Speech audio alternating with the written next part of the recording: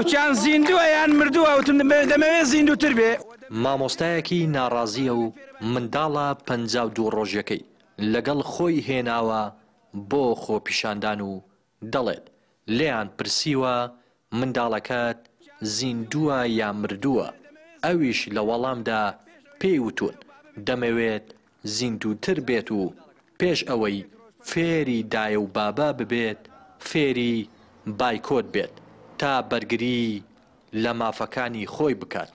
دەمەوێت پێش ئەوەی فێری دایە و بابە بێ فێرە بایکۆت بێ، هەرچەندە تەمەنی بچووکە تەمەنی 50 تا 55 ڕۆژە، بەڵام دەمەوێت لە ئێستاوە ڕابێت بەرگری لە مافەکانی خۆی بکە، نەبێتە کۆیلەیەک لە ناو ئەو کۆمەڵگەی و بیتە مەسینە هەڵگیری ئەو نابەرپرسانە.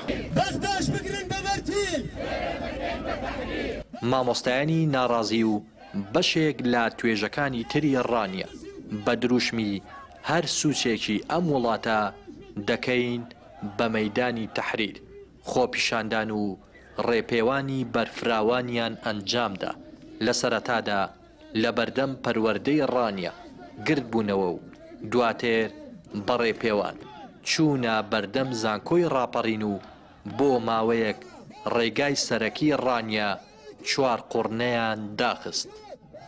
ئێمە وەک مامۆستایان و فەرمانبەران ئەگەر ڕێگریشمان لێ بکرێ بچین بۆ بەغدا هەموو مەیدانەکان دەکەینە مەیدانی تەحریر، بەردەوام دەبین لەسەر ناڕەزایەتیەکان هەرگیز کۆڵ نادەین هەتاکو بەدەستهێنانی مافەکانمان و دڵنیا هەموو هاوڵاتیان و فەرمانبەران و مامۆستایان دڵنیا دەکەینەوە زۆر ئەگەری کراوەمان لە بەردەمە زۆر ڕێکاری دیکەی بەهێزمان لە بەردەمە گەر ئەنجامی بدەین. ناچینەوە ناو هۆڵەکانی خوێندن هەتاکو مافەکانمان بە تەواوەتی وەرنەگرین و ئەوانەی کە داوامان کرد جێبەجێ نەکرێن هۆڵی خوێندن. هۆڵی خوێندنەوە تایمە دەوامەکەین، ئێرە هۆڵی خوێندنە، لێرە دەرسی پەروەردە، دەرسی مافی مرۆڤ، دەرسی ویژدان، دەرسی ئەخلاق بەدەسەڵاتدارانی کورد دەڵێنەوە، بەدەسەڵاتدارانی حکومەتی هەرێم دەڵێنەوە. بەشێک لە قوتابیان کە ئامادەی گرتبوونەوەکە بوون پشتیوانی مامۆستاکانیان دەکەن بۆ وەرگرتنی مافەکانیان.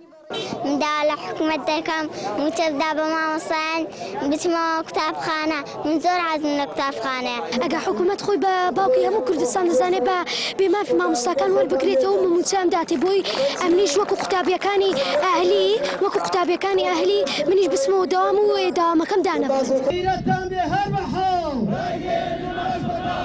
ماوەی نزیکەی 80 ڕۆژە مامۆستایانی ناڕازی و وانەبێژان لەسەر شەقامن و بایکۆتی هۆڵەکانی خوێندنیان کردووە، جەخت دەکەنەوە کە لەژێر هیچ هەڕەشە و فشارێکدا بایکۆت ناشکێنن تاکو مافەکانیان پێدەدرێت پەککەوتنی پرۆسەی خوێندنیش دەخەنە ئەستۆی حکوومەت و بەرپرسان.